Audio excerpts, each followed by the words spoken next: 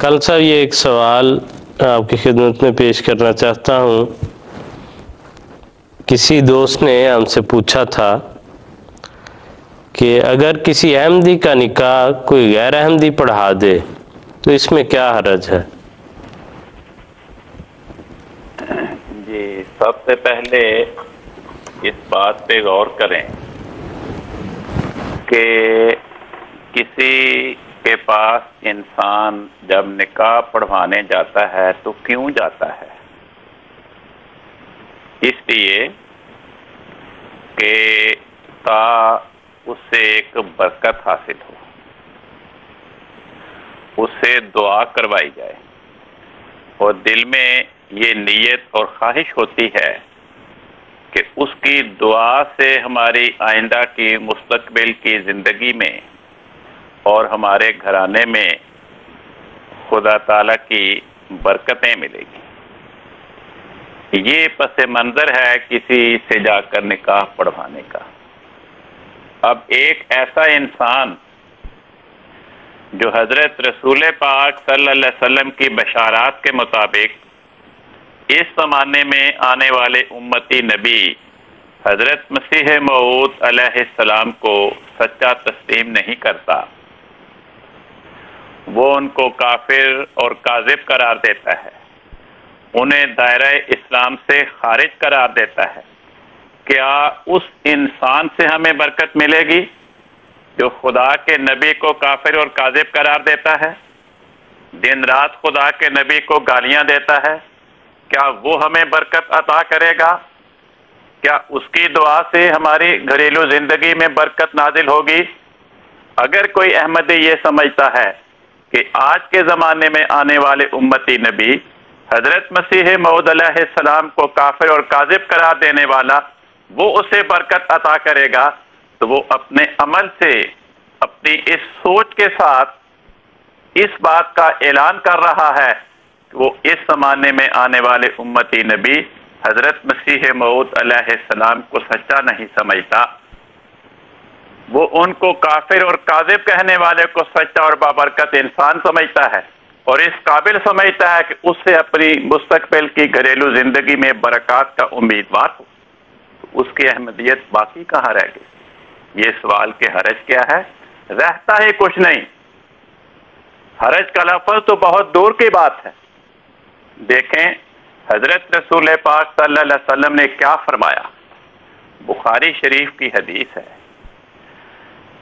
ایک صحابی بیان کرتے ہیں کہ میں نے سوال کیا، یا رسول اللہ، کیا ہماری امت پر کبھی خرابی کا زمانہ آئے گا؟ آپ نے فرمایا ہاں، میری امت پر بھی خرابی کا زمانہ آئے گا۔ وہ صحابی کہتے ہیں کہ میں یہ خبر سن کے بڑے پریشان ہوا۔ میں نے پھر پوچھا، یا رسول اللہ، جب ہماری امت میں خرابی کا زمانہ آئے تو ہم کیا کریں؟ وہ صحابی بیان کرتے ہیں کہ حضرت رسول پاک صلی اللہ علیہ وسلم نے صرف ایک نصیحت فرمائی، فرمایا تلزموا جماعت المسلمین و امامہم، جب میری امت میں خرابی کا زمانہ آئے تو اس خرابی کے زمانے میں میری تمہیں یہ نصیحت ہے کہ تم مسلمانوں کی جماعت اور مسلمانوں میں خدا کے قائم کردہ امام کے ساتھ چمٹ جانا۔ اس صحابی نے پھر سوال کیا کہ یا رسول اللہ، اگر ایسی خطرناک کیفیت ہو کہ امت میں خرابی تو پائی جاتی ہو لیکن کوئی جماعت اور خدا کی طرف سے قائم کردہ امام موجود نہ ہو تو پھر کیا کیا جائے؟ آپ نے فرمایا اگر ایسی گھمبیر صورت ہو، اگر ایسی خطرناک صورتحال ہو کہ خرابی تو پائی جاتی ہو لیکن خدا کا قائم کردہ امام موجود نہ ہو تو پھر میرا حکم یہ ہے فاعتزل تلک الفرق کلھا، تمام فرقوں سے اپنے آپ کو جدا کر لینا، ولو ان تعض باصل شجرۃ، اور خواہ درختوں کی جڑیں چبا کر گزارا کرنا پڑے، اس مصیبت کو سہ جانا۔ مگر خرابی کے زمانے میں اگر امام موجود نہ ہو تو کسی فرقے میں اپنے آپ کو شامل نہ کر۔ اس نصیحت نبوی پہ غور کریے۔ فرمایا خدا کے قائم کردہ امام کے ساتھ چمٹ جانا خرابی کے زمانے میں.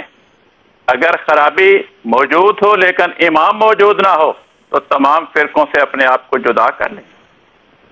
حضرت رسول پاک صلی اللہ علیہ وسلم تو یہ نصیحت فرما رہے ہیں کہ خرابی کے زمانے میں تمام فرقوں سے اپنے آپ کو جدا کر لینا. تو جو شخص اپنے آپ کو ان فرقوں کے مولویوں سے اپنے آپ کو جدا کرنے کے بجائے ان سے اپنی گھریلو زندگی میں برکات کا امیدوار ہے، کیا اس نے رسول پاک صلی اللہ علیہ وسلم کی اس نصیحت کی قدر کی؟ آپ کی نصیحت تو یہ تھی کہ خرابی کے زمانے میں خدا کے امام کے ساتھ چمٹے رہنا. اس نے تو امام کو چھوڑ دیا، امام کے مخالف سے جا کر چمٹ گیا. جی بالکل ٹھیک ہے کالن صاحب، بہت شکریہ، جزاکم اللہ احسن الجزا. کہ حقیقتاً کہ یہ لفظ کہ اس میں حرج کیا ہے، یہ ان کے سوال کا لفظ تھا، اس طرح میں نے پیش کیا کہ اس میں حرج کیا ہے. تو جیسے محترم کالن صاحب نے فرمایا کہ حرج کا لفظ پوچھنا کہ ایسا کرنے میں حرج کیا ہے، اس کے بعد تو یہ پوچھنا چاہیے کہ احمدیت باقی کہاں رہی. کہ عملی طور پر تو اس نے احمدی نہ ہونے کا یہ اعلان کر دیا.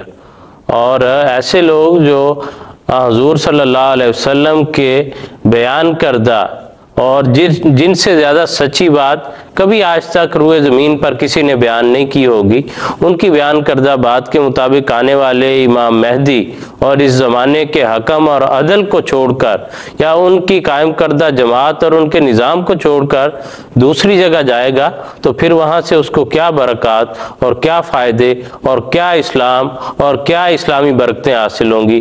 یقیناً وہاں سے اسے کوئی برکت جو ہے وہ حاصل نہیں ہو سکتی. اور تمام برکات جو ہیں وہ اللہ تعالیٰ نے آج کے اس زمانے میں اس امام مہدی کی قائم کردہ جماعت اور ان کے قائم کردہ نمائندے کے ہاتھوں میں رکھی ہیں. اور وہاں سے ہی ہم سب کو وہ برکات حاصل کرنی چاہیے اور ان برکات کا ہم مشاہدہ کرتے ہیں اللہ تعالیٰ کے فضل سے، اور ان کو ہم روزمرہ اپنی زندگیوں میں اترتے دیکھتے ہیں ان برکات کو.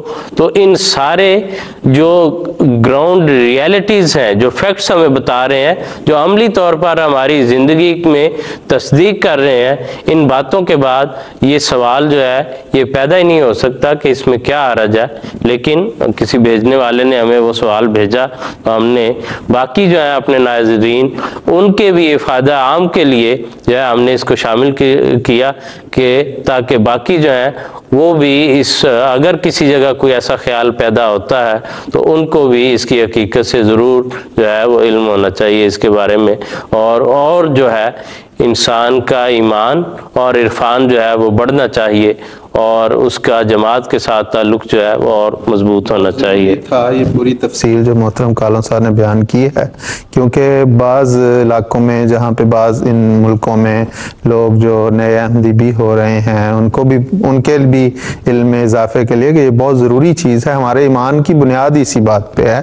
تو ایمان ہی ختم ہو جاتا ہے اگر ہم اس نمائندے کو حضور صلی اللہ علیہ وسلم کے اس نمائندے کو چھوڑ کے ہم کہیں جاتے ہیں. کیونکہ آج وہی جو کلو برکت محمد صلی اللہ علیہ وسلم ہے وہ وہی نظام ہے جو حضور صلی اللہ علیہ وسلم کی پیش گوئی کے مطابق آنے والا جو حضور کا غلام صادق ہے اسی کی قدموں میں وہ برکت ہے، اس سے الگ ہٹ کے کہیں بھی برکت نہیں.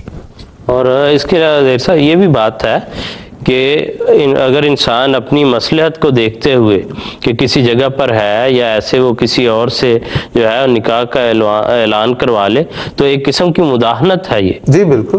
اور مداہنت سے کہ تھوڑا سا ان کے دین کو بھی اچھا کہہ لیا، ان کو یا کھل کے برا نہیں کہا، جو ہے جو غلط عقائد ہیں منافقت ہی کہا نا اسلام نے، تو منافقت ہی مداہنت یا ایک ہی قریب ہی ہیں یہ. اور اس کو قرآن کریم نے بڑی وضاحت سے جو ہے اس چیز کو رد کیا ہے.